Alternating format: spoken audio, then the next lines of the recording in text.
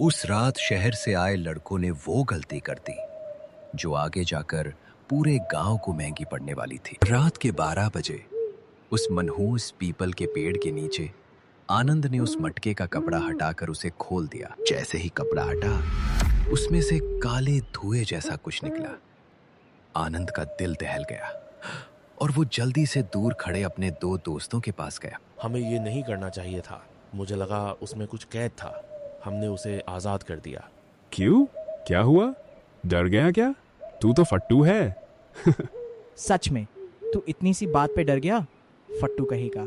जब तेरी इतनी ही फटती है तो हमारे साथ क्यों घूम रहा है? घर में जाके दुबक के सो जा। दूसरी रात बल्लू अपनी दुकान देर से बंद करके लौट रहा था। चलते हुए उसे ऐसा लगा कि उसके पीछे कोई चल रहा है। उसने पीछे मुड़कर देखा, वहां कोई नहीं था।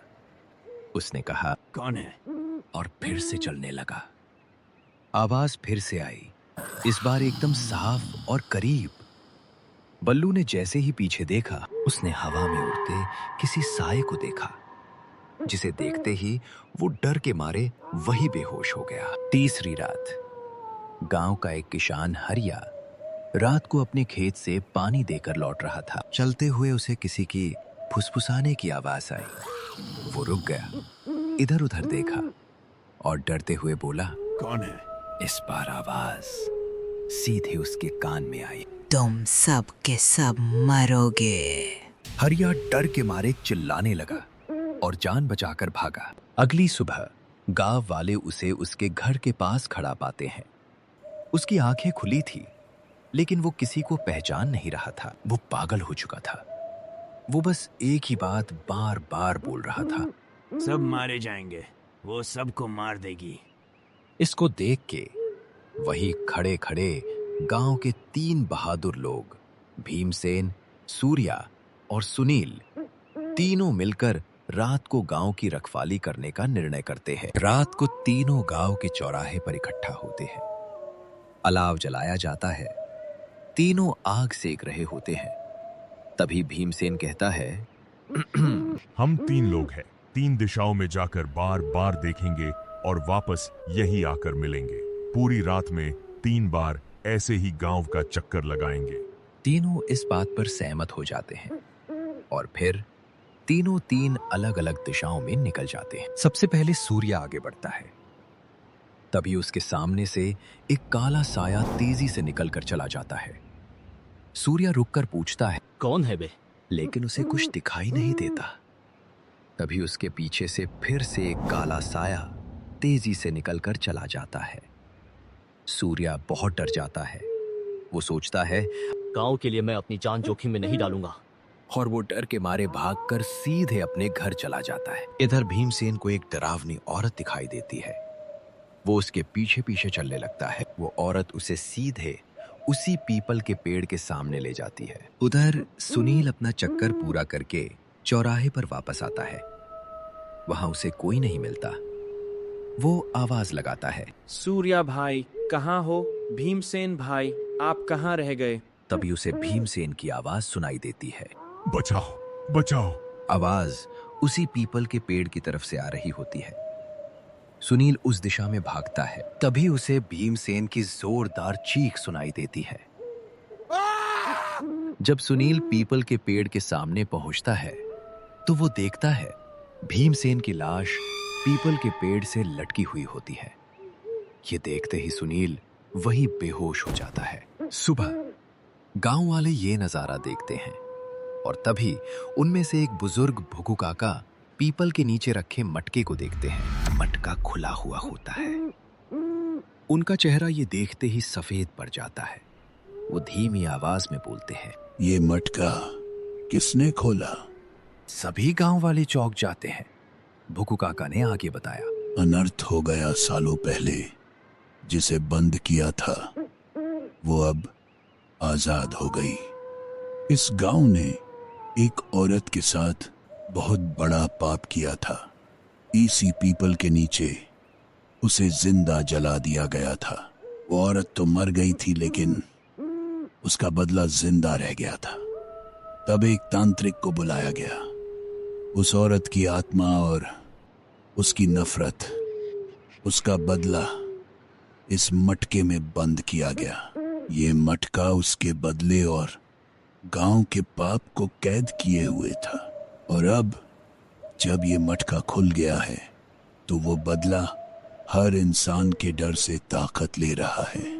अब ये किसी एक को नहीं मारेगी, ये पूरे गांव से हिसाब मांगेगी।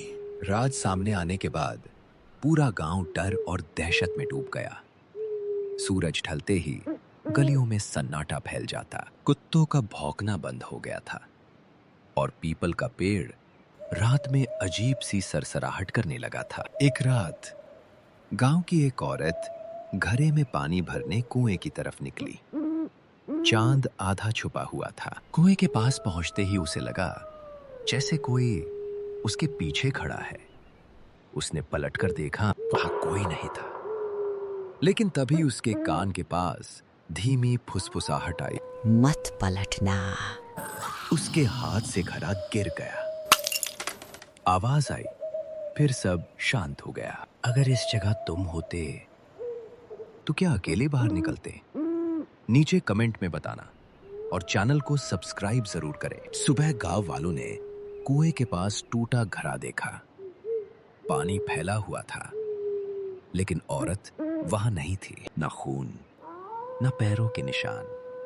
उस रात के बाद वो औरत कभी नहीं मिली। 2 रात बाद एक छोटी लड़की घर के आंगन में सो रही थी। अचानक उसकी नींद खुली। उसने देखा घर के बाहर अंधेरे में एक औरत खड़ी है। पैर जमीन को छू ही नहीं रहे थे।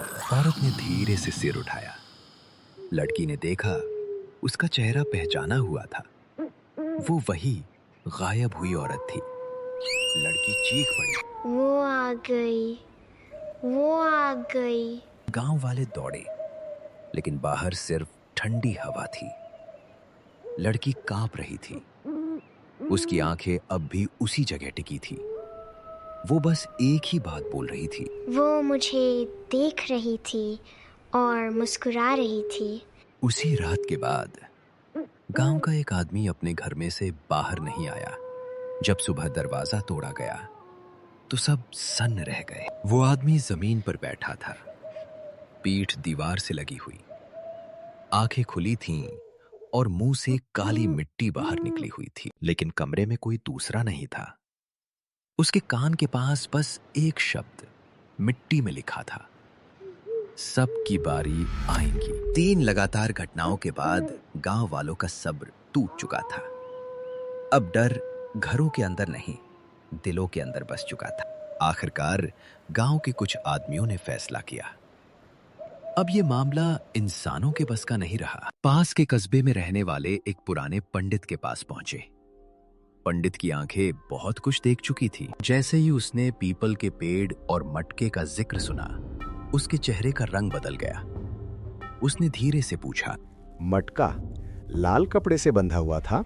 गांव वालों ने हमें सिर हिला दिया। पंडित कुछ देर चुप रहा, फिर भारी आवाज में बोला, जो बंद था उसे खोल दिया गया है। वो पीपल का पेड़ साधारण नहीं है।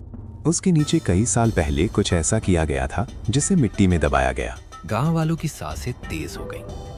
पंडित ने आगे कहा, अगर अब देर हुई तो ये सिर्फ शुरुआत है। आज रात पीपल के पेड़ के नीचे पूजा और हवन करना होगा। पंडित ने सख्त हिदायत दी। पूजा के समय कोई पीछे मुड़कर नहीं देखेगा, चाहे कुछ भी आवाज दे, चाहे कोई नाम ले। और सबसे जरूरी बात, मटका उसी जगह रखा जाएगा जहां से उसे खोला गया था। गांव वालों के हाथ कांप रहे थे, फिर भी सब मान गए, क्योंकि अब डर से बड़ा कोई विकल्प नहीं था। रात होते ही पीपल के पेड़ के नीचे हवन कुंड बनाया गया। आग जलाई गई, घी डाला गया, मंत्र शुरू हुए। हवा अचानक ठंडी हो गई। तभी किसी औरत के हंसने की आवाज आई, धीमी, बहुत पास से, लेकिन किसी ने पीछे नहीं देखा। तभी पीपल के पेड़ के पीछे से एक औरत धीरे धीरे सामने आई। उसके पैर जमीन को छू नहीं रहे थे। वो मुस्कुराई और बोली, सब के सब मरोगे। कोई पीछे मत हटना, एक भी आदमी हटा तो ये पूजा टूट जाएगी। गांव वालों में से एक आदमी भागा, फिर दूसरा, फिर तीसरा। पंडित चिल्लाता रहा, रुको, अगर भागे तो कोई नहीं बचेगा। लेकिन तभी वो औरत सीधे उसके सामने खड़ी थी, बहुत पास, इतनी पास कि उसकी सांस पंडित के चेहरे से टकरा रही थी। उसने धीमे से कहा, तुम जैसे बहुत आए, सब मिट्टी बन गए। पंडित कुछ बोल पाता उससे पहले उस औरत ने उसका मुंह अपने हाथ से ढक लिया और पंडित वही गिर पड़ा, मरा हुआ। औरत ने पीपल के पेड़ की तरफ देखा, फिर पूरे गांव की तरफ, और आखिरी बार कहा, अब इस गांव को मुझसे कोई नहीं बचा सकता। उसके बाद वो हवा में घुल गई। अगर यहां तुम होते तो डर के मारे भाग जाते। जो भी अभी तक वीडियो देख रहा है वो लाइक दबा दे और हाइप भी कर दे। सुबह जब गांव वाले डरते डरते वापस आए, पीपल के नीचे पंडित की लाश पड़ी थी। मटका खुला हुआ था और पीपल के तने पर नए नाखूनों के निशान थे। इतनी घटनाओं के बाद गांव में अब रात और दिन का फर्क खत्म हो चुका था। दिन में लोग जागते थे लेकिन जीते नहीं थे, और रात में सब जिंदा होते थे लेकिन सोते नहीं थे। ये कहानी यही खत्म नहीं होती। अगर तुम ये गांव में जाना चाहते हो तो कमेंट में मटका लिखो।